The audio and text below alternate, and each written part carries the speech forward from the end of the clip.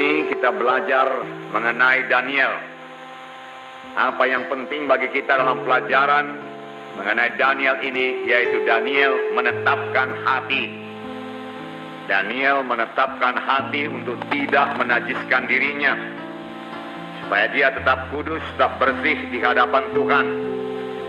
Dia mau hidup suci untuk menyenangkan Tuhan. Saudaraku, banyak persamaan antara Yusuf dan Daniel. Saya katakan tadi, dua-dua mereka saudaraku ditawan pada waktu mereka masih muda. Satu ditawan ke Mesir, saudaraku, dijual sebagai budak belian, yaitu Yusuf. Tapi Daniel, saudaraku, ditawan oleh Raja Nebukadnezar dan dibawa ke Babel, saudaraku. Dua-dua, saudaraku, mendapat perlakuan yang tidak adil. Yusuf, saudaraku, difitnah sehingga dia masuk penjara. Tetapi dia sama sekali tidak mendendam, tidak marah, tidak sakit hati, saudaraku, sehingga Tuhan menyertai dia.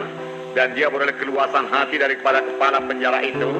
Dan itu dipakai Tuhan sebagai batu loncatan kepada dia, saudaraku, untuk sampai kepada panggilan Tuhan, yaitu tempat yang berkuasa, tempat yang mulia.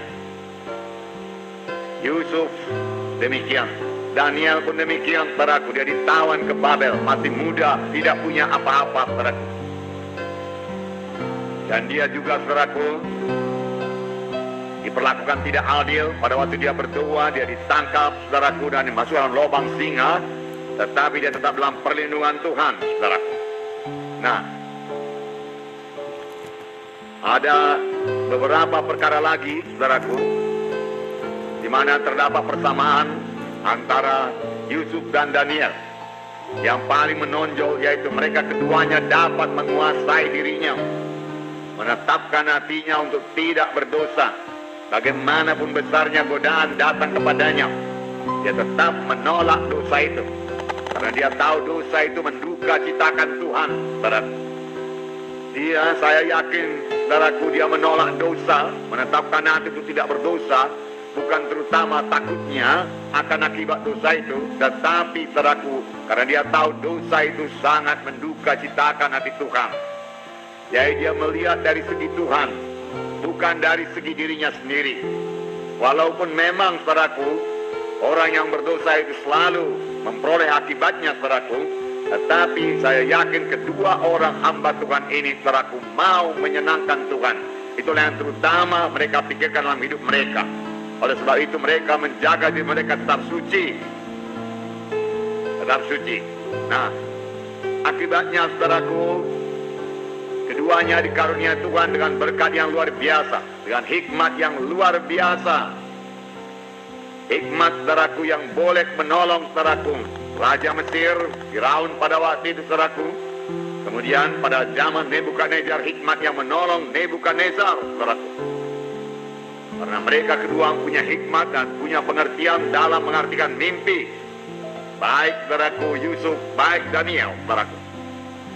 Nah, saudara kekasih dalam nama Yesus, kita belajar mengenai karakter dalam beberapa minggu ini, saudaraku, supaya kita bertambah-tambah dewasa. Tidak cukup kita memiliki urapan saja, saudaraku. Sama sebagaimana Simpson, saudaraku, memiliki urapan, tetapi dia tidak memiliki karakter, yaitu buah Roh Kudus. Dia tidak teguh, dan dia jatuh kepada dosa. Saudara, dia tidak bisa berkata tidak kepada kehendak dagingnya.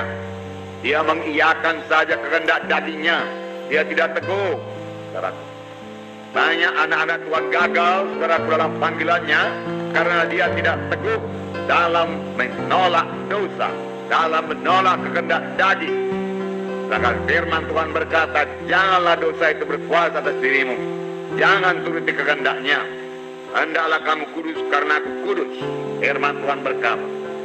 Nah, saudaraku, Daniel pun demikian, saudaraku. Dia menolak dosa dengan tegas. Tidak mau menajiskan dirinya dengan makanan yang dipersembahkan raja, yang diberikan raja kepadanya. Walaupun, saudaraku, resikonya besar. Itu kerajaan yang sangat berkuasa pada waktu itu, saudaraku, terbesar, saudaraku. Menurut penglihatan yang diberikan kepada Nebukadnezar, itu kerajaan yang terbesar, saudaraku. Nah, sesudah itu kerajaan yang kurang mulia dia katakan, yaitu kerajaan Media Persia. Kemudian kerajaan yang kurang mulia lagi kerajaan Roma, dan seterusnya, saudaraku. Jadi setelah keputusan raja merupakan putusan yang mutlak, tidak bisa diganggu gugat lagi.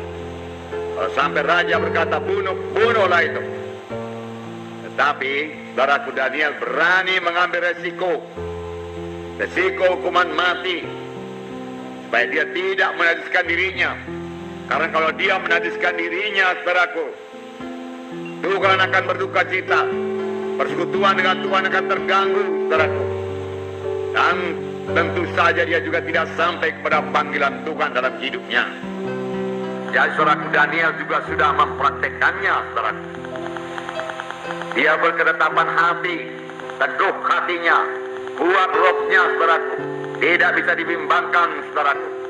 Dia tidak ragu-ragu, saudaraku, untuk mengatakan tidak kepada makanan yang serupa itu. Hanya soal makanan, saudaraku. Tetapi yang penting bagi Daniel, saudaraku, dia tetap mematuhi Tuhan, mematuhi firman Tuhan. Saudara.